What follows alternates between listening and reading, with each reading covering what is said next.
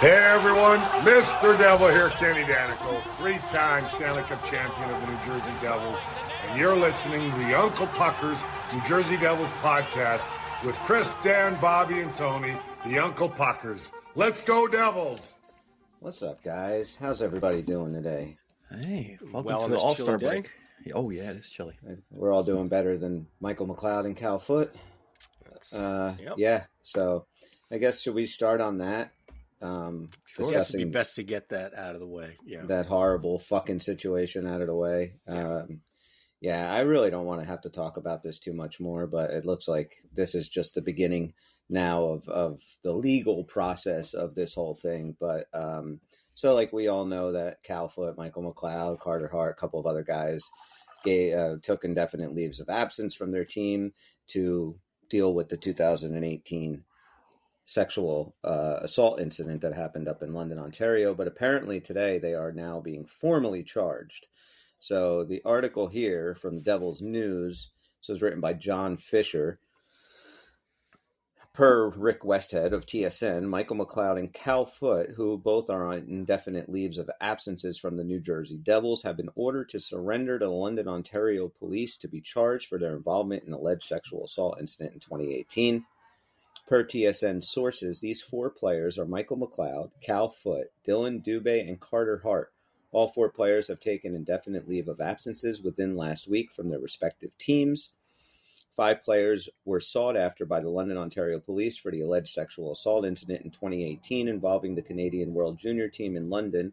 One of the 5, Alex Formanton, has surrendered after taking an indefinite leave of absence from his team in Switzerland 2 days ago.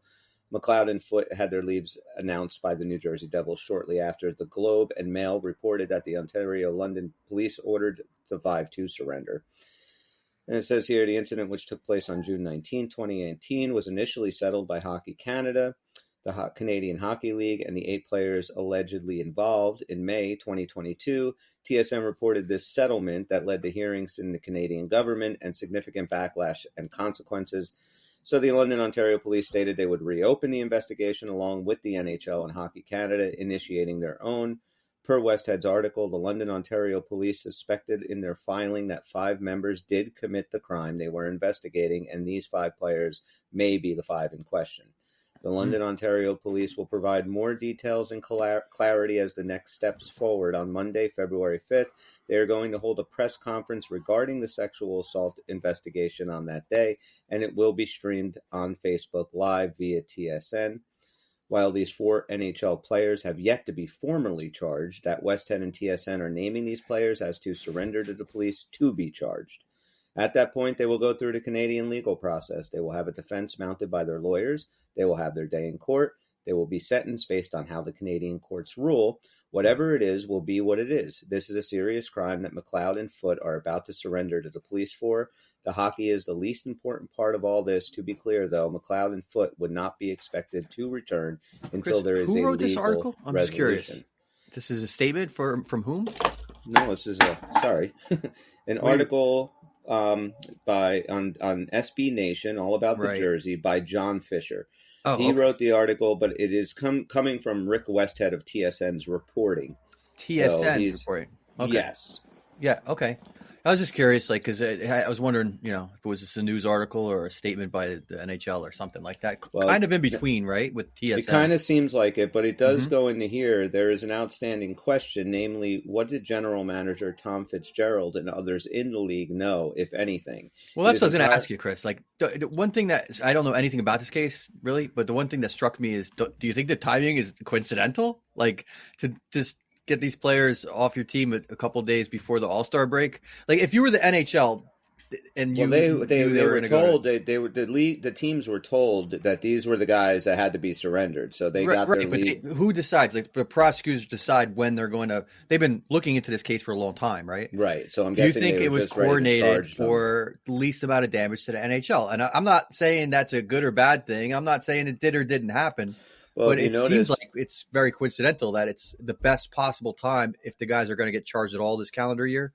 Well, you notice too that the Friday that all these names came out, there was a big thing about the owner of the Utah Jazz wanting to bring an expansion team into Utah in the NHL, and that was like the NHL was pumping out that news early on in the morning, like, "Hey, expansion, expansion, expansion! Let's talk about expansion." Not the 5 guys that you're going to hear are now away from their team. Right. But it's just weird to see that like maybe the law process is working with them. I mean, maybe it's total coincidental, just in not that they're like affecting the case for the NHL, but other than the timing of this, because that seems kind of coincidental. I don't know. What do you think, Bobby? I don't know. I mean, they started the process a while ago and we were talking about it over the summer. There's been updates that they continue to press. There was stuff coming out in the last couple of weeks that it was getting closer to a hedge.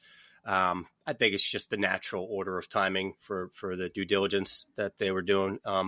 Now, as far as what else is happening today, each of the players' lawyers have put out their statements, which is exactly what you think they would say, that they are going to plead not. I don't have. They're all basically the same. They're all pleading not guilty, and they will fight not guilty, to prove their innocence throughout all this. But the problem is, I'm hearing some people say, it was in another report, that based on the Canadian legal system and where they are with this trial could be delayed till 2026.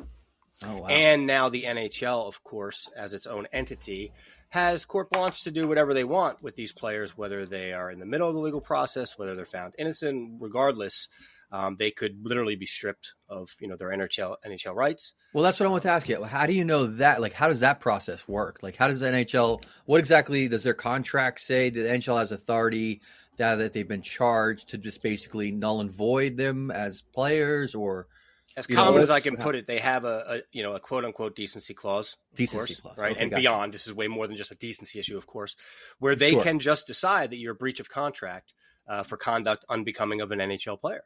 And even if, guilty or not, as said by the law, the fact that they are involved in this puts them within the situation. That clause in your contract. So that is not a matter of guilt or innocence. I got you. And I think we mentioned this last time. There's a lot of jobs that have things like cops and firefighters and teachers, and a lot of jobs have those kinds of clauses. Emily Kaplan reported that some of the players were directed by their lawyers to not tell their teams about potential charges. Right, because some people are now coming aboard saying, how did these GMs not know, or specifically, ours, right? And what would they do, and why did they carry us on so long? And now this is coming out saying, well, it's possible they didn't have the details. They weren't shared the details. That's a nice thing to say if you want to make sure that you're shielding the ownership from having prior knowledge. It is. Which, by the way, I look, I don't even have a problem with Fitzgerald hearing from his players. I don't know what's going to happen, but it's possible sometime soon I'm hearing they are maybe charging me on this. I don't know what that means. I have no idea. Now, I don't know if the players would really want to volunteer that information in the first place, because maybe that gives the ownership more reason to play them down in the minors and let that happen there. So I don't even know that our owners knew, but if they did, I mean, what does that have to do with them? Like that's not their fault, Well, if I'm a general manager and I have a player that does have this hanging over their head, and now you have to look at Tom Fitzgerald this way, okay? Michael McLeod didn't have a contract at the end of last year. Cal Foote wasn't on the team. Very true. Yeah. So if he did know that this was coming down the pipe and then signed Michael McLeod and then signed Cal Foote, I do think that's a little fucked up. Like, if you really felt like, okay, look, this is why I think maybe Fitzgerald didn't know that this was happening, or maybe knew, okay, these names were implemented, but nothing was brought up, and I don't know where this is going. It could be people around him, and maybe even around the league for the longest time thought this was going to go away, just like it really did at first. Right. Right. And maybe that was the case, but I'll tell you, if what you said is true, Bobby, that this legal process and a culmination of this case could take place in 2 years, guys like McLeod, Hart, Foote, they're never playing in the NHL again. They're not going to be in before this case is settled. No team is going to sign them until this thing is settled. If it does take 2 years, maybe then if they're completely exonerated, and I mean they have to be completely exonerated in the court of law, then maybe they get a chance back in the league. But these motherfuckers maybe need to, I don't know, start applying at Walmart or wherever. Do you think you could be completely exonerated from this? Mm-mm. You know what I mean? No.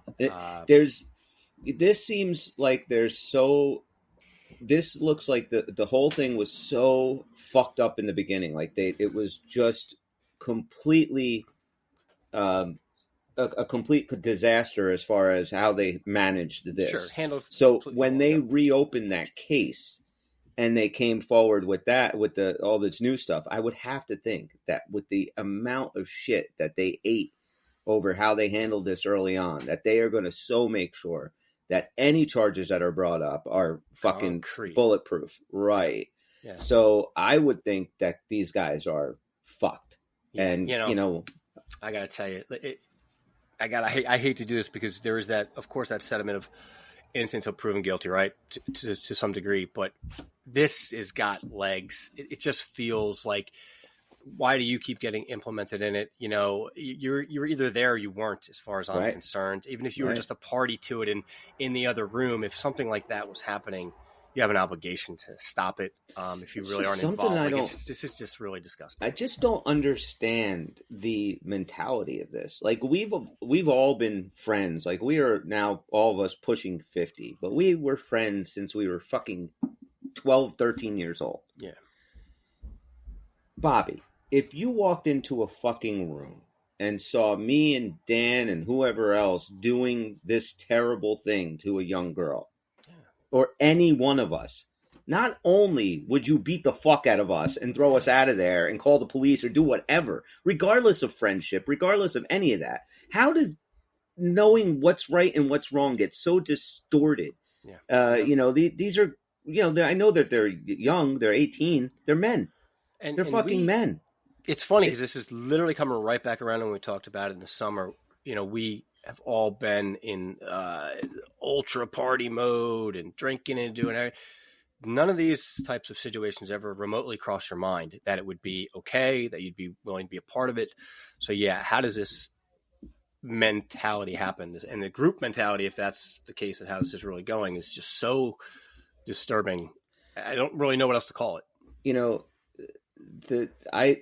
I have a feeling, and it just, the way that this whole thing has played out, and it's just, again, reckless speculation, but we know that there was one player that met this girl, was drinking with this girl, had voluntary consensual sex with this girl up in his hotel room, then proceeded to call all his buddies in and make this thing 10 times, into what it is now. I believe that guy is McLeod. You think so? I believe that you are going to find out that was McLeod. He was the fucking ringleader in this. He was the only one out of all these guys that never said a peep, that completely scrubbed his fucking social media when this whole thing happened. Like, just everyone else had something to say, even if it was just, I had nothing to do with it. You're going to know as the trial goes on. You're going to find out. And I see what you're saying, the logic there. I mean, I look at that, and it could have been like, back when they realized this is bad, they all got lawyers, and one lawyer might be saying, you say, absolutely, they have different ways of handling stuff. So I don't necessarily go by that. It would be, for the jury to decide when they see the evidence. And I think, if that is the case, you will know that by the end of this trial, if we're following the details of which, frankly, at this point, I don't know about you guys, either way, you're making a good argument that these guys are done with the Devils, and they're definitely done for the season, right? So it's, because it's so unpleasant, you don't even want to know about it. It's just another awful story in the news. But, it happened with your team. And I do think you have some legit questions like, okay, yeah, I mean, I'm not saying Fitzgerald should or shouldn't have known about it. That means nothing except from the business point of view. Like, you're right. Like, he made those signings. Curious, what did he know? What was in his head? He heard. I mean, everybody heard something, right? It was in the news before he made the signing with McLeod. So, what do the teammates feel?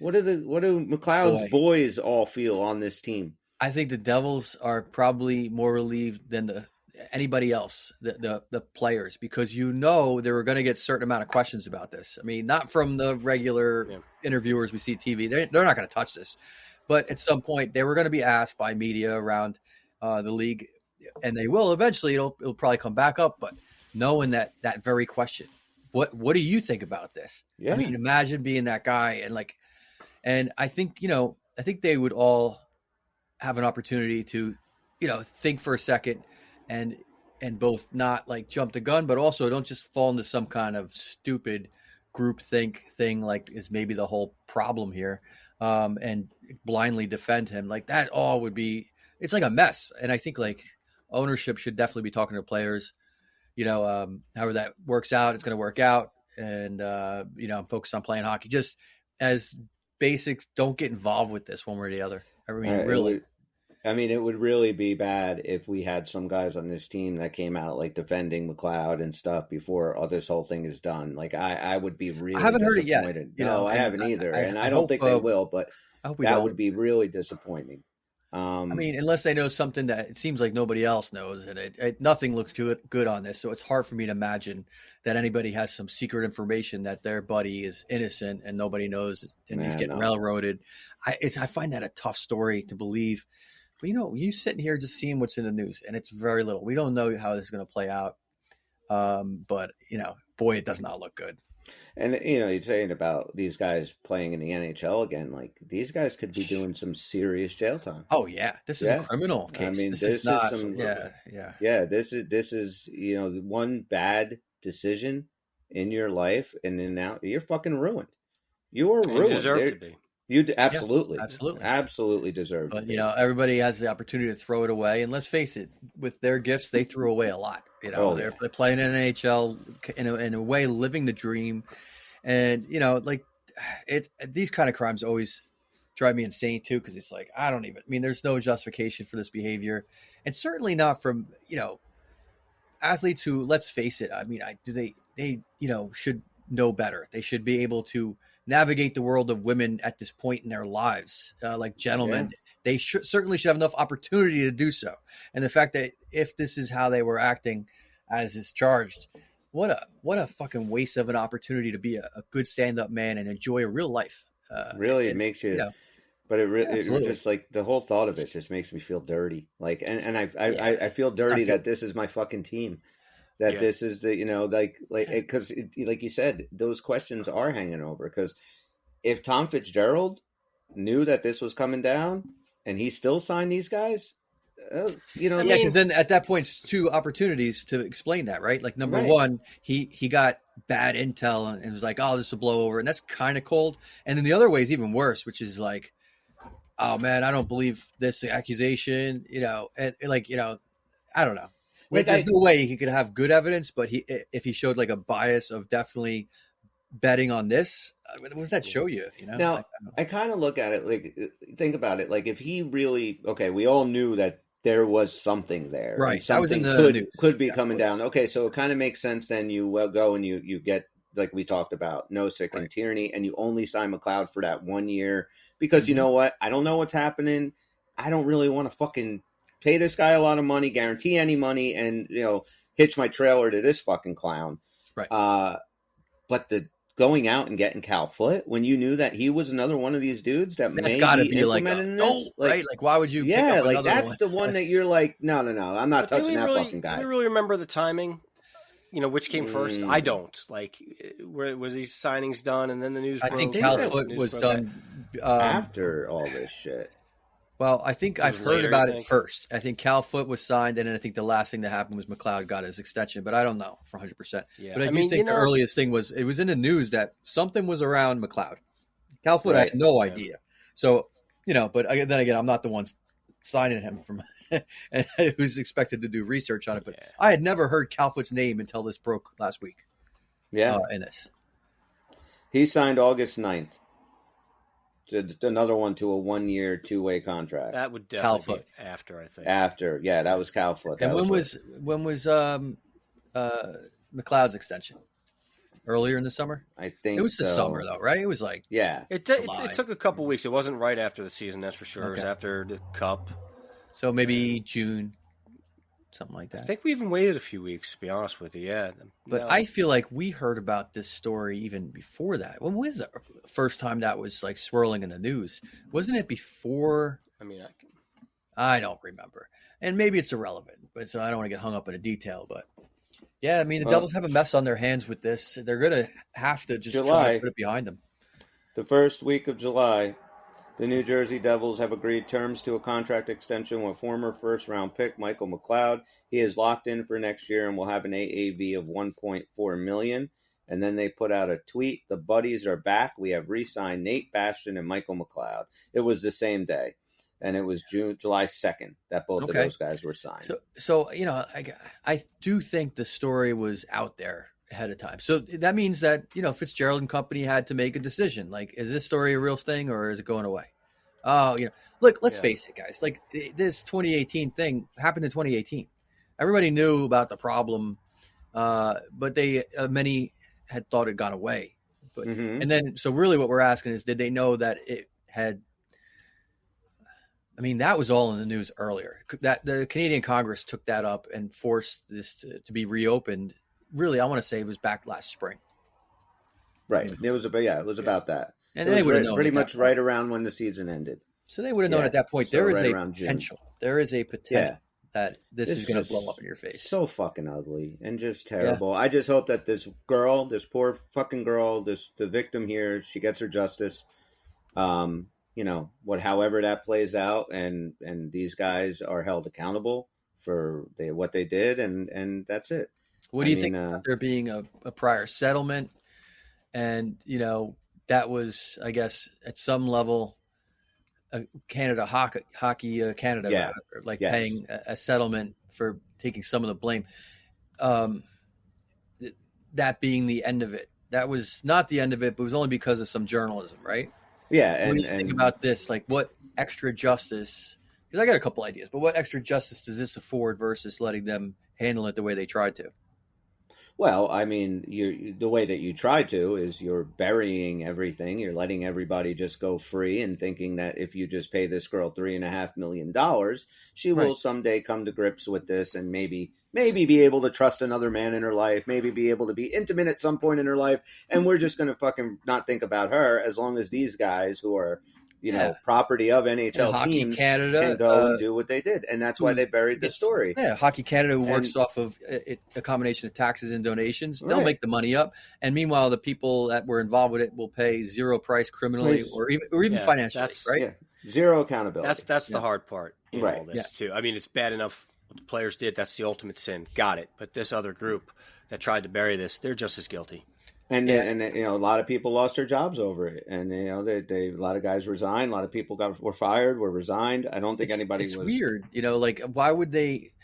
I mean, I would see, like, if you were this organization, I don't even know why they would seek to do this. We want to protect the image of Canadian hockey. It's like, wait a second, ruining it.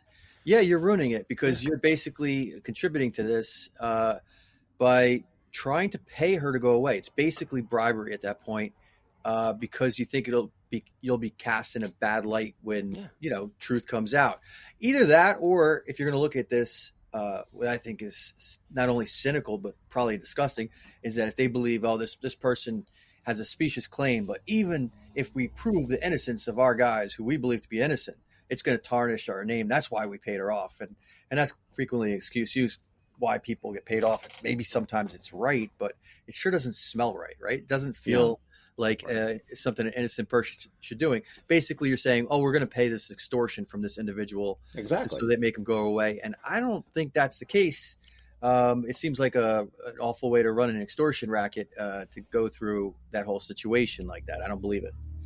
Well, these guys are, I feel bad for the victim. Now she has to go through this all over again. She's going to have to be in court. She's going to have to be, telling her story again. And that's got to be one of the, if not the hardest thing to ever fucking do.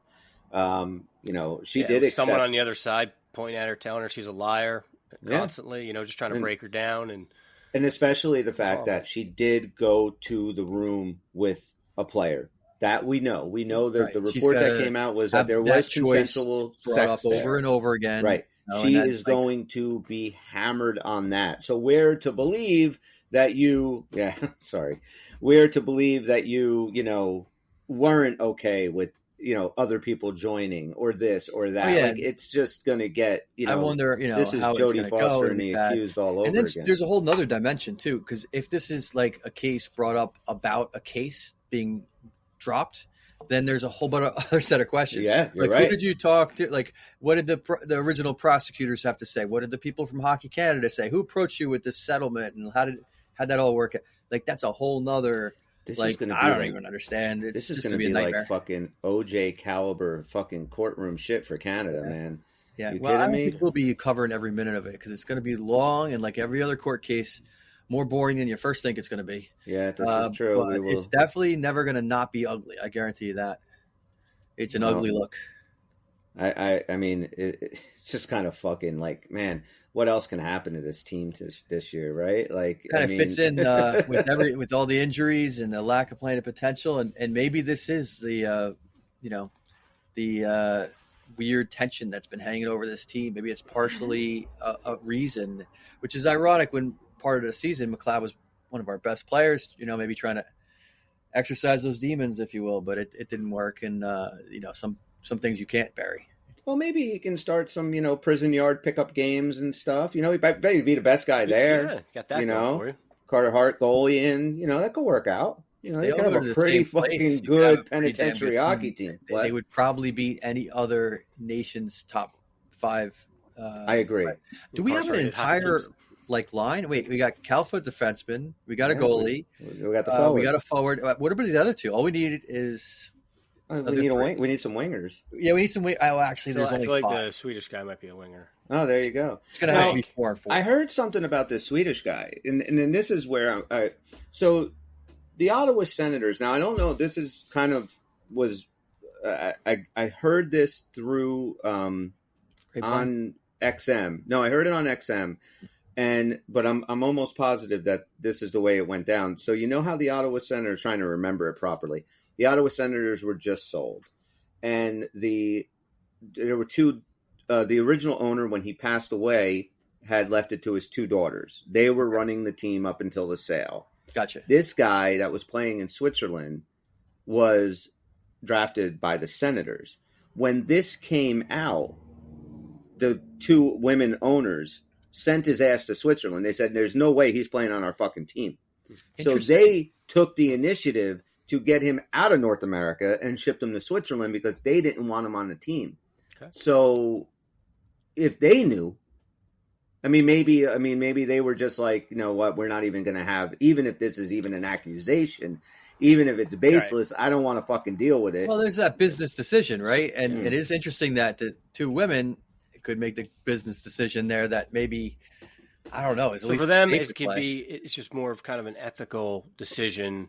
Don't care what the black and white is, where a lot of our GMs are almost like trained lawyers. It's like fact and fiction, and they deal with fact. And the fact at the time is it's an allegation. I know. But here's what annoys me. There's also the fact that a man and a woman are going to look at these things differently. Oh, yeah, absolutely. A lot of them. I would like to think it's that a decision too. Like he would let it go. He would have cut ties. I still think there's a decision here you have to make, because if you they'd do medical searches and everything. If a player has something that is going to potentially show a problem down the road, he doesn't have any problems now. He's not going to miss any games, but the X-rays don't look good of this or that joint or some previous. They will not sign people based on that kind of information. This is a lot like that. You have something that's a ticking time bomb that's going to take you off my team. Oh, and by the way, make my team the center of some shit media for a long time. Yeah. That's a huge fucking business liability. And I am curious how you as a GM justify putting that aside when it's such a huge, look, I think if this was just Cal Foote, it would be even more bewildering, but McLeod, I get it. He's got such an upside for your team that maybe it goes into calculation too. But boy, now that move did not pay off, I wonder if Fitzgerald's asking himself, was it worth it? Especially where we are in the season. Yeah. Right. Was it worth bringing those guys in and taking all this shit? And maybe it made your team worse this year. I don't know. Your analogy of the risk analysis on it is I think spot on. I mean, go back to this summer, right? Who was the Minnesota Twins outfielder or player that the Mets were going to sign this offseason before the season started this year? Was it Cabrera, or was that they were going to sign him to some ridiculous contract, and they came back saying, the X-rays on his leg don't look great for long term, for long term, and they didn't sign him, and then said the Giants did the same thing and said no to him, and then he ended up just going back to the Twins, and they signed him. But yeah, it's the same thing. You're looking at this thing and saying, it might not happen for 2 years, but we're signing the guy to 6. You don't want that. I think Tom Fitzgerald was probably really hoping that anything that if he did know about it, all right, well, maybe we get through the season, this shit comes down maybe in the summertime or whatever, and then I don't have to think about it too much. It's the fact that I certainly don't want to hear him ever complain that, well, these players didn't tell me about it. Was in the news, buddy. I mean, it doesn't even matter if they told you. When we're talking about it, on this show, then Tom Fitzgerald had to have more information than that. It's just ugly. It's ugly, and it fucking hurts this team, and, it sucks. It sucks. But I don't believe the timing's a coincidence, and I understand, because even as a fan, I almost appreciate it. And a selfish thing to say, if it affected this case negatively, but if all other things were equal, good. I mean, I hope that this fades into the background a little bit, and you can have your sport that you love back. This is what's awful about these ugly cases. There have been others in history of sports. It really just makes it really hard to enjoy the game. You're supposed to now, maybe one day in the future we're reading details of this case. You come across it on the news, and let me turn on my team now. It just feels awful. And then if you got to start asking questions about how we got here and this and that, what a distraction for this team. What a unhappy thing for the fans. But I don't know. It's going to be interesting to see how this shakes out. Does it fade into the background? Boy, I don't know. Early on in a thing, it's kind of hard to imagine. And then sometimes news stories do kind of ebb and flow. And, but I don't know. Was this going to be like a front and center story the whole way through? I think this will be hanging really good. And we were talking about a long playoff run. It in some ways would have been even more annoying. Yeah. Because, you have it. Now, a lot of attention then. But now, can this team put all these distractions, in the back of their heads? Can they put all this injury bullshit in the back of their heads and start moving forward, which is like the unofficial second half of the season coming up? Because look, man, the way that the last couple of games went, we have not looked good. No. And this is even more bullshit. And, I really worry about this team so far. And, before we move on from the Michael McLeod stuff, is there anything else that you guys want to add on that? Nope. No, I hate that I even had to make myself speculate even a little bit, because that's unfair to any party, Tom Fitzgerald, all them. But my final thought on it is, again, just the smell test. And going back to the summer, when it was a 1-year deal, and then got all these centers, and the news came out, it all seemed fishy, and it never went away. And I don't want to say point blank that the guy's guilty, but when you're this involved in something this close, it doesn't look good. There's something you didn't do right. Okay, even if you weren't like a main perpetrator, there's something you didn't do right, and for that, goodbye. Even if you were in that room and didn't touch that girl, if you kept quiet, you deserve to be. If I were with a group of 5 guys and we were sharing a room or whatever, and then if I was out of the hotel that night, I was rooming with them, but I wasn't with them. Right. I'd have come out and freaking said that. I'd be like, whoa, hey, listen, I was at the bar down the road. Yeah. I don't know what happened at 11 o'clock or whatever. So, but again, if I were also in that position, would a lawyer come to me and say, don't say anything. I don't care. Don't say that. Don't say whatever. Maybe, and you'd be so scared for your life. I don't know. So again, I hate the speculating, but as far as I'm concerned, I think we're done with them. I think we move on. Don't need that kind of crap on a team. Yeah, you don't need that. Don't need that kind of person around you. No. Yep. These are fucking people that did it. If they did it, if they're found guilty, it is a heinous crime, and they should be fucking dealt with. Even just keeping the secret is guilty enough. Yeah. I think of the younger fans, McLeod himself probably had quite a few fans out there, and then, it's got to be awful for these younger fans and their families especially. But, like you said, they're going to have no choice. There is no choice for the team and for the fans but to move on and just hope that justice, whatever that is actually done. That's it. That's all we can hope for. So we'll move on from that. I'll give it a little shout out here. We have a new read from DraftKings, guys. We have a new script. Whoa. Make it fun. Yeah, Pucker Nation. Looking for a super offer for Super Bowl 58? DraftKings Sportsbook has you covered. New customers can bet on the big game and turn $5 into $200 instantly in bonus bets. Download the DraftKings Sportsbook app now and use code THPN. New customers can bet $5 and get $200 instantly in bonus bets only on DraftKings Sportsbook, an official sports betting partner of Super Bowl 58 with code THPN. They do know it's a hockey podcast, right? Yeah. It's weird. The crown is yours. Gambling problem? Call 1-800-GAMBLER or visit www.1800gambler.net. In New York, call 877-8-HOPE-NY or text HOPE-NY.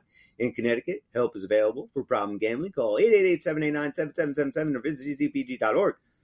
Please play responsible. I hate reading this. On behalf of Boot Hill Casino and Resort, 21 plus, age varies by jurisdiction. Void in Ontario. Bonus bets expire 168 hours after issuance. See dkng.com/football for eligibility and deposit restrictions, terms, and responsible gaming resources. That was good. I liked it that when you did this read, I got like a tour de force of different accents. Yeah, I was really going all over the place. For a while, it was like a little bit Southern, like a little Cletus from The Simpsons kind of. Yes, that's what I was. And then at one point, it was kind of like Michelangelo Surfer Dude, that was more Otto of The Simpsons. I was kind of doing my whole right. Otto's just like an older version of Sean Penn. He's just trying to hit all the demos. He's trying to get everybody interested in one read. It was pretty brilliant, actually. And then at the end, you went into full-on announcer guy, and then at the very, very end, it was like a full-on announcer guy who just hates his life now. Right. It goes too long. It's not your fault. That's where I was. I was really hating my life. I already had that shit out of my mind, and Dan remembered the 5 phases. Yeah. So, Bobby, you got some news about the All-Star game? Yeah. Looks like justice is served for Jesper Bratt, at least. He's going to be replacing Jack He's being Hughes. traded? Yeah. Oh. He's going to be replacing Jack Hughes in the game. Jack's still going to be there, be the captain and all, but rightfully so for the next person on our team that should probably be picked for that. It's Jesper Bratt. We have our opinions on what he's been doing lately while the Devils are in their death spiral, but he is quietly sitting at 50 points. I mean, he's not having a horrible year, so good for him. Good for us to get somebody out there. All right. Here's the reckless speculation question. Mm-hmm. Is Jack Hughes healthy enough to play in the game? And Fitzgerald said, you ain't fucking playing in the game until you come back and play with us. Or is he legitimately not healthy enough to play? My gut says that. He's the first one. He is ready if real hockey were on right now, and they're going to use this time for a little extra rest, which will never hurt, and Jack will be back for game 1. That's what I'd like to believe. Yeah, I'm kind of hoping it's both. He physically can play, but he knows it's a bad look, and just going to recuperate. And then also, the team would have to be insane. He could get hurt in some weird freak way. Yeah, and this whole accident was a weird freak accident. Yeah, exactly. He just fell. I mean, you could fall in an All-Star game. You don't need to be laid out, and if that's what it takes, it's not a freak accident for Jack. That's a frequent accident. That's true. Jack. Yeah, but okay, so that's good. At least we don't have to deal with that, and because if anybody listens to the show, A, we hate the All-Star game, and so B, when there was talk that Jack was going to be playing in it before he played for us, we were not happy about that. So I didn't even know when it was. I just assumed it was tonight and tomorrow. Because we've been off for a couple of days. I was like, right. Apparently other teams are still playing hockey. We're just off for 10 days. I think last night was the last night. I think everybody's off now. Yeah. So I'm assuming it's Saturday, Sunday? Does that sound right? I think it's Friday, Saturday or something. Yeah, that's how much. I don't even know. And I got a 9-year-old who likes to watch. We watch the skills together. But I don't know when it is. And then I asked him because he probably remembers all this stuff. And he's like, I don't know, Dad. I think it's in February. I might not watch it live, but I'll watch some of the skills. At least the highlights of the skills. I like the skills. That's fun. The game is Saturday, all right, and I believe that Friday night is the skill competition. Yeah. Okay. So 6:00 on Friday is February 1st. What is that? That's Thursday? Before Groundhog Day. So they're doing something on Thursday, and then That's tomorrow. The day after. Yeah, February 2nd is Friday. That is, I believe, the skills competition, and then the game is 3:00 on Saturday. Okay. So that's how they're doing it. So let me ask you a question, Dan. Like you said, like me, if you had to choose between one or the other, I would choose the skills competition. Sure. Even if I can go to one, I would go to that. I think that would be kind of fun. But did you see it last year? And maybe in the last couple of years, you noticed the trend they're doing. I don't know that I'm as big a fan anymore. You're talking about the cards in Vegas. Vegas. They're like standing up on a building and surfboards. Yeah, stuff like that. That was like, crazy. I kind of like the on ice stuff. What about the one where they were like in that lake? Like they're playing golf with hockey sticks. You know, they were playing that par 3 in Florida last year. I think was one. Like, I get what they're doing to kind of make it seem more fun. I'm just old school in the fact that I like watching a sniper just hit those 4 targets in 4 straight shots. I think that's phenomenal. I don't want to see you in your bathing suit on a jet ski hitting a surfboard. Yeah, I don't want to see fucking Ovi's kid coming out and fucking, doing his little stupid thing and scoring on Roberto Luongo. Luongo should have stuffed that kid and then checked him. Exactly. Just swat him away. That's it. The shit out of here. But the All-Star game, it's a dumb exhibition game, and it annoys me. The skills competition though is kind of fun when they did it, like you said, when it was just like, okay, fastest skater, hardest shot, accuracy. What else did they used to do? And they still do that. They just cut out to that weird stuff. And then they have all weird games now, like the goalies get to shoot. Like I was watching that last year. They did that with the goalies shooting, and you get points if you hit the target, and then if you get it through the little target into the net, you get more points. And then it was just it was strange, these rules and stupid games that they play. But I don't know. I guess some people to me, the game's like even worse. The game is so silly. It's like nobody cares about this game. And now, how are they doing it? Like, because I heard that Jack and Quinn are picking teams. So are they not doing the divisions anymore? Like playing the Metro versus the Atlantic, and then the I don't know how that. I don't even know. And I also like the old school. I'm fine with 3-on-3. I have no problem with that. I think the All-Star game should be 3-on-3. You're gonna you really want to show off your skill, not trying to fucking clog up the neutral zone. Yeah, like come on. So 3-on-3. But I like East versus West. I mean, that was always kind of cool. I mean, make it East versus West. Hey, as long as you put something important on it, like home field advantage for the Stanley Cup Finals, that would be good. There you go.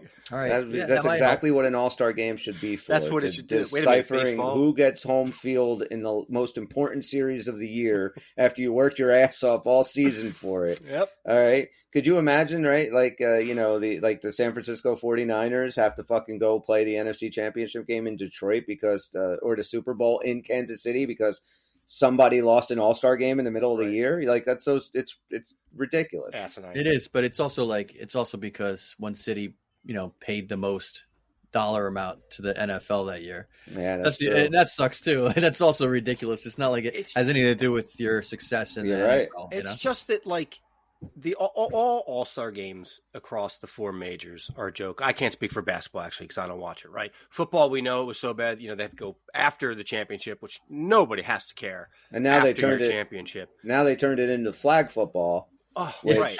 Yes. Which is actually to me a little bit more fun to watch. Probably. At least these guys are just kind of, it's like 3-on-3 hockey. It's that equivalent. Yeah. It used to literally mean something to the players to be picked as an all-star. Yeah. And they played a game and they tried to win and they wanted to represent their conference and win. So and it just got lost because you can't hit and you can't defend and you can't shoot too hard. Let me ask you this question then, because the All-Star Game in its essence is the NHL's showcase. It's where the NHL can put out, this is our product. If you watch us, these are the guys you're going to see. This is what it looks like in overtime. But, do you agree with the every team gets one player? Or because back when we were teenagers and stuff, it wasn't like that. It was the best players. There were years we didn't have Devils. We didn't have anything. And then we'd be a great team. Right. Still not really have Devils. We have nobody in the All-Star game. And then it got to a point where, Marty was making it every year. But how often were we getting other guys in there? We weren't. It was Brodeur. Not often. So to have that, at least every team has a representative. Do you guys agree with that or not? I mean, it might be better for the NHL. They just push the stars on a night like that. It's not like it's a real game representing your team anyway. So, like, I get the idea. Like you said, it's a showcase. Put the flashiest stars, and yes, we're going to favor offense. There's no place for a defensive defenseman or a defensive forward in the All-Star game because that's not what it is. It's there just to get some flashy, easy goals that are going to wow new people into the game, hopefully. I remember for a while, players who normally wear helmets would not wear helmets in the All-Star game. Right. And everybody got to be Craig McTavish for a day or two. Yeah. That faded away pretty quickly. But, that's the more it looks like a regular season game that doesn't really matter from who's this guy, who's that guy. What's the point? What is the point of it at this point? So you're saying it doesn't really matter if you're picking just the best players or you're picking the best player from each team. It really doesn't matter. I think it does matter. I think you should pick your best players in the league, even if they favor a few teams. I will say, coincidentally, not so coincidentally, today the best players are spread out a lot more than they used to be. Sure. For you got Edmonton, you could say, there's you got maybe arguably the two best players, and then after that, everybody's pretty much separated. The best players in the league don't generally play together. You don't find them forming two lines. Like they kind of used to for a while. What do you think, Bobby? Well, it's a flawed game to begin with. So if you're going to take a flawed game, then fine, give me, the best player from each team because now you're hitting every market. Right. But if you want to actually make the game entertaining and meaningful and a hockey game again, then I think you just go with the best players. Yeah, they just don't work. They all-star games just don't work because you understand why. You don't want the guys getting hurt in the middle of the year in this game. Got it. And then if you put together an all-star game for us, post Stanley Cup in July, nobody's watching that shit either. And nobody's there's playing no in that. win, right? Yeah, nobody's going to play in that. And if you look at the All-Star game for how the NHL looks at it, then yes, having every team represented makes sense. You are hitting every market. You don't want to sit there just because Columbus is a bad team and nobody in that market's going to watch it. But no, at least we have, whoever's in it from that team. What happened with Patrick Laine? Did you guys hear anything about this? No, I did not. That he left Columbus did something happen? No, I think he checked himself into substance abuse, I believe. Oh, shit. Yeah. That's the report just came out 2 days ago, fucking right? drinking, huh? Oh, I didn't read what substance. I believe that's what I heard. Yeah. Well, I hope he's all right. I hope he makes it out of there okay. Good for him for checking himself in. Mm-hmm. I hope he's all right. But yeah, I heard that he had left the team. I was like, oh, don't even tell me another fucking guy in this. Right. Nothing to do with that. Yeah, no. Yeah. I mean, but I don't know, man. The All-Star game, I'm with you. It's bullshit. And that's why, when the NHL put out the lineups, and I'm looking on X, and all these people are getting bent over who's on their All-Star game, or how come this guy didn't make it? This guy should have been it's an exhibition game, guys. You know what though? You want to know the truth? That's probably where the All-Star game gets more heat than anything else, is people bitching about who made it and who didn't make it. And you see this in other award shows, right? Like, oh my God, this movie's nominated, but not that movie. And no matter what it is, people are upset that this person won a Grammy. That is probably the most interesting thing about these award shows. And when you face it, the All-Star game is kind of like the award show for hockey. Yes, I know they got the awards at the end of the year nobody gives a shit about, but it's got that kind of. And this is where it's further flawed, because you have a voting element, right? Which we've seen how that can go. You've seen a state vote like crazy for a subpar player to get in one of these games. It just takes off, right, of a life of its own, and he gets in over somebody who's more deserving based on their points and performance. But if you leave it up strictly to analysts, coaches, managers, then you're also going to feel slighted when your guy doesn't get picked because some expert is saying that player X played better than player Y. It's just, they're soliciting fans really to get involved. They have fan votes and stuff on purpose just to get fan interest.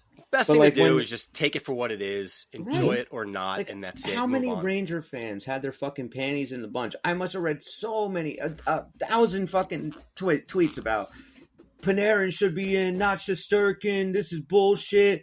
First of all, we just said the All-Star game is all about its offense. So you need goalies. So it's you're going to look at any team that's got an over above average goalie, and the NHL is going to say, okay, I want Soros, I want Shesterkin, I want Vasilevsky. Those are the three coming from those teams because we need goalies. That when you watch your own team, the NHL as a whole, and NHL media is always a little bit behind. And so I understand players are going, Panarin's having a better year than Shesterkin this year. That's true. But wake up, who's your better player? And like you said, the goalie factor, they're going to not include Shesterkin, who won a Vezina a couple of years. He shouldn't be in the All-Star game this year. Come on. You're right. Absolutely. Yeah. And kind of my final thought on it is, again, if you go back in time when we were younger, like to say Brodeur was a 5-time All-Star or something was another kind of bragging right to show his prowess at that position. But now it doesn't matter because, again, it's one from every team. So right away you've taken away hey, I earned this All-Star, and you could be the default Devil or the default jacket, So it just doesn't carry the weight it used to, where it used to be something really looked at positively. It was part of the character of that player to say they're a constant All-Star. And for some of our elite guys, it goes without saying, you know what I mean? Right. Connor McDavid doesn't need to go to the All-Star game every year for people to know he's a freaking All-Star. But he will. He's what you call, we still have a few of them out there, the perennial All-Stars. That's what he is. And no matter who's voting, Connor McDavid's going to be that guy. Right. Yeah. Jack Hughes will be that guy. Jack Hughes will be the Devils' just default All-Star player for the next 7 or 8 years. He could be at 40 points, and Brad could be at 75, and Jack Hughes would get the nod. It'll be Jack. I mean, the NHL wanted him there. I mean, that's why he's there, even though he's got a replacement player. Most of the time, when you get injured, you don't go to the All-Star game. Jack's going because they want him to do media, and I'm sure he wants to do the media too. And they're not going to be like, okay, we'll take Jesper Bratt and put him all the spots we're going to put Jack in. No, they're not going to do Jack that. Sells his team. They've been pushing. They've been, the NHL has embraced Jack in a way we've never had with the Devils. So I fully support it. But you see what they're doing. They pump up certain guys. They always did. I watched an old commercial, came across Instagram, and I don't even remember this originally airing, but only vaguely. I think it was like Gretzky and Howe. And I can't remember if it was a third old timer walked down to the ice and on the pond skating are the new guys. It was like Lindros and maybe. This sounds vaguely familiar. It was from some part in the 80s, or 90s. Or I'm trying to remember exactly who else was with them, but it was so corny. And I'm like a respectful nod kind of thing. Yeah, I'm recalling that. Yep. This is made for an old All-Star game, definitely. Was it an All-Star game commercial? I had to have been because it really seemed like it, but I watched it without sound, and I was like, "Oh, what in the hell?" That's it. What was that? There? I don't Welcome know. to your daily Uncle Pucker's fuck up. Yeah. All right. You know what? Before we go into something else, or just before we wrap it up, I do want to bring this up. So, did you guys hear what El Capitan said after the Tampa Bay game? What was that? Because people are making a big deal about it. Well, I think people were making a big deal about it just because he doesn't do it much. So, excuse me, Jesus. I'll read the article. This is from Full Press Coverage. Jim Bringer wrote this article. It is rare when Nico Hischier speaks loudly to the media. However, the Devils captain had enough after his team's loss this past Saturday night at the hands of the Tampa Bay Lightning. He said, quote, "Disappointing. I'm embarrassed. To be honest, Hischier said. We got outworked, outplayed in such a big game. The way we performed is embarrassing." Hischier was unhappy with how his team performed, and the frustration and disappointment on his face were evident. During the season, Hischier expresses himself best through his facial expressions, which always looks like he either has to cry or he shit himself. However, he had enough after the Devils lost 6-3 to the Lightning on Saturday night. Even though the Devils trailed the Philadelphia Flyers by 5 points in the standings for the final spot in the Metro, it feels like the playoffs are an eternity away, a winning streak coming up. And so now you're just writing about that. So what do you guys think about, Nico finally actually, instead of going out there, every time I hear him after a loss, sure, I'm disappointed, but, we did some good things. We had opportunities. We were working. This sounds like he's just saying, we're not fucking working. I'm definitely tired of hearing them, like what you just said there, and I think he's tired of saying them. So, yeah, I mean, I guess it is time to get real, and I would like to see him get more vocal about, demanding more work from his team. If he can't get in the locker room, I don't mind him speaking out because I would look at this captaincy as like, dude, if this is what they're going to do under me, I don't mind voicing my displeasure. If it makes anybody uncomfortable, good. Get a different that's what they captain. Do need. something. Yeah. Well, he also said, quote, "It's just all around not a good game for us. We need the emotion on the bench. We were dead. I think we have to play with a little bit of emotion," he said. "Be pissed off. We were soft tonight in front of our net. That's where they scored the goals." So, Damn right. this is an indictment on, he's indicting not just the players, he's indicting coaching. And that's how I get out of that. Huge. That's a huge He used the bench. word on the bench, and I agree with you. And I think it doesn't only mean the coaching. I think it means the whole team's general attitude, but it definitely implies that the bench is really, is a combination, and the coaches are not doing anything to show fire with it. I mean, I see it too. I see when there's when your coach complains about a call, the look on his face, there's different levels there, and we've never gotten past level 1 annoyance this year with any of our people. Nobody gives a shit. And it's just like, mildly annoyed is the look. Oh, come on, but I don't really see the urgency that the fans feel right now. Like, what is really going on with this team in this season? I'm glad to hear Nico speak out, because it makes us feel like we're all crazy when you don't see anybody in your team caring the way that he seems to in that statement. It's great because obviously he does lead by example. His game is very solid. He appears like his all every game. He's not a big vocal guy, but those are good. And Chris, I don't think you mentioned this quote when you were reading it too, but he also said something about when they come back from breaks, he says a lot of people have to think about what kind of team they want to be on or be part of, something to that degree. Again, calling out more people need to play more like him and more like some of the other. Another quote here starts with compete, like all the things we talked about. He said, "Everybody got to start looking in the mirror and ask themselves, including me, how are you get out of it? So how are you going to get out of it? Start with yourself and then come out of this as a group," he said. It's just, I read that one about us being soft, and that's all the quotes I have. Right. I mean, but there's another line, something to the fact of come back and figure out what type of team you want to be on. Well, which is huge. And that's awesome. And now's the time. So, yeah. If you don't want to put in the work. Oh, here it is. There you go. It says, "I hope everybody rests up a bit and thinks about what team they want to be a part of coming down the stretch. If we want to be a playoff team, we have to figure something out." Good for him. It's about fucking time, right? It's about time is right. I was thinking that when I heard you guys reading this, I'm like, you know what this reminds me of? And maybe this should have came a lot sooner. But when Miles Wood said that he was tired of being on a bad team last year. Yeah. Game 2. And it was much earlier than this point. But, I mean, that was pretty ballsy thing to say to media at that point. And we loved the fans were right there with you because we were, chanting Fire Lindy after Game 2. And, it did mark a turnaround as much as anything else. I mean, maybe he was only saying what a lot of other guys were feeling too. And the words alone don't do anything, of course. Right. But it's good to hear it as a fan, like that somebody notices there is a problem here that needs to be fixed and that, more effort has to be given. And that's what, Woods was saying. And I think that's what Heischer's saying. Yep. Isn't this a big indictment on Lindy Ruff and his coaching staff right now? Like, to me, if I'm the general manager, I'm calling Nico up in the office and we're having a really long talk about what needs to change in that locker room. And if Lindy Ruff and that coaching staff's name comes up, I have to really think about whether or not I'm going to make this move or not, because it's a huge move to make. But when your team is, Gerald's not talking with Nico on a regular basis, did he lose the room? Is that what's going on? Right. Where are we at with this?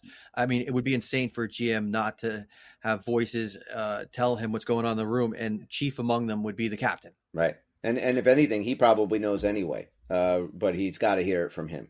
Yeah. I'm sure that he knows. If he's not asking questions in a million different ways of a million different people, then he wouldn't be doing his job. And that doesn't seem to be Fitzgerald's resume. So I think he's being as thorough as possible. Yeah. I just know that at this point, again, yes, we're going to get a shot in the arm with some people coming back, and the realization that other people who are a key cog of this team, like Michael McLeod, no longer here. Move on, get somebody in that position, and keep going. It's hard to believe that there'll be that much of a turnaround this late in the season without a major change. Now, again, relatively small hot streak puts him right back in the conversation. But instead of that happening these last couple of weeks, when everybody was losing, particularly the couple teams we were chasing, you just threw all those points away. Yeah. So it's getting real scary. And they're going to be really hard to make up. And, like how many times, Dan, do we say, and we finish it, I always feel like we're saying it again, is this rock bottom? Because, we thought 3 weeks ago rock bottom was there, and then a month ago was rock bottom. Is this really rock bottom? Guys, look around. It really doesn't get much worse. Yeah, calling rock bottom is about as bad bet as calling for a shutout. And it's neither. But you keep going in this direction. The playoffs are not going to be what we're talking about in 2 months. It's going to be a draft lottery. And I'm not fucking being hyperbolic here. In this direction, the team bursts into flames and melts on the ice the last game of the season. That's the only way you can do this. They all evaporated, Just confetti falls. And at least we can have an asterisk. We weren't the worst team. We disappeared. Right. A rock falls from the stadium. But that would be we hit rock bottom. Yes, that would be something. But yeah, it really it's something there's no more just trade a guy or do this. This has now gotten to the point where I think the locker room, when your captain is saying this shit public, do you really need to really know? Did Tom Fitzgerald or did Lindy Ruff lose the locker room? You lost the locker room, dude. Your captain didn't call you out by name, but he basically said that this team has had no heart and been soft as fuck all year, and our coach hasn't done anything here to fix it. Our bench is soft. Nobody's talking. It wasn't. I'm so happy to hear even Nico saying say hey, Lindy Ruff can only do so much. Sure. We have to do the job. Then you would be all right, they're all firmly behind him. On a scale of 1 to 10, how do you rate our captain right now? Let's look at him, the man who's saying what we're all thinking. I'm not saying he's wrong at all, but let's just turn around and think about Nico this season as captain. I don't begrudge him any injuries. I'm saying as the games he played as a captain, 1 to 10, 10 being the best possible captain. 6. So obviously not an indictment on him as a player. Well, you could put some of his play in. I mean, you got to put it all together, right? Only insofar as you think the play contributes to his captaincy, because of course there's a formula there. But yeah, go ahead. I think this last speech, it ticked it up a notch for me, so I'll go with a 7. Yeah. What about you, Dan? I think that sounds about right. I mean, I don't know. I maybe tendency to be between more 5 and 6, just because this came really fucking late. Okay, that's my problem. And I've always had a couple questions about Nico as captain. I don't know if it's the best use of his talents, but then again, I think he's grown into it a lot. So I would have told you early last year that I don't know if he's the captain we're looking for. And I'm still not sold 100%, but I think he's been making a lot better efforts for it. That being said, I think as a more experienced captain in the future, I think he would have, pushed more buttons earlier. He would have shown that work ethic vocally when necessary earlier on. But I can't mark him too low because he is out there skating his ass off. He does make a good example. It's very rare that he has a lazy play. And so, I get why his play, it kind of is a nice example in that regard. It makes him a good captain, but the communication's everything. The body language, it's I don't know. I wonder if he is ever going to be 10 material in captaincy. I don't know. He might grow into it in ways I can't even foresee because he grew a lot. Well, that's what I was going to say. He is growing into this captaincy, and maybe in 2 or 3 years he will be that captain that knows how to deal with pretty much any situation that happens throughout the course of a season. He's still learning. So maybe I don't know why it took him this long. That's my issue. You should have, unless he was speaking up in the locker room and they were falling on deaf ears, in which case that's an indictment to his captainship. And he finally said, okay, I got to make this public. Yeah. But I don't think that's it. Talking about that Tampa Bay effort. How many games could we saw the same effort? Dude? Yeah, and this is the first time we're hearing it. Yeah, this is wash, rinse, repeat every game for these guys. There is nothing new. So yeah, any changes have to happen. And if it's coming from Nico, I give him a ton of credit because finally he's saying, like you said, he's saying what we're all thinking. And Tom Fitzgerald needs it. Like, dude, you got yourself 9-10 days. I don't think that there are going to be no moves done in that before the next game starts. I do think something's going to change. Hopefully some moves, some health, and literally, I think, Ruff, assuming he's still going to be there, you got a lot of time now to analyze, seriously, having been putting these lines together. I mean, think about it, man. Timo's not working. Figure it out. Put him back where he belongs on his off wing. Stop shuffling around so much. I don't know what the answers are, but if you're not at least coming out of this break with a change somewhere, then you're not analyzing what's going on. No, and you know, so much of hockey is, yes, it's skill and God-given ability and all the other bullshit that goes with it, but a lot of it is heart, and a lot of it is like you look at any team that has ever won a Stanley Cup, right?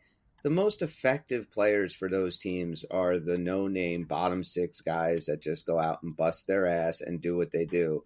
Like, Alex Holt shouldn't be that guy.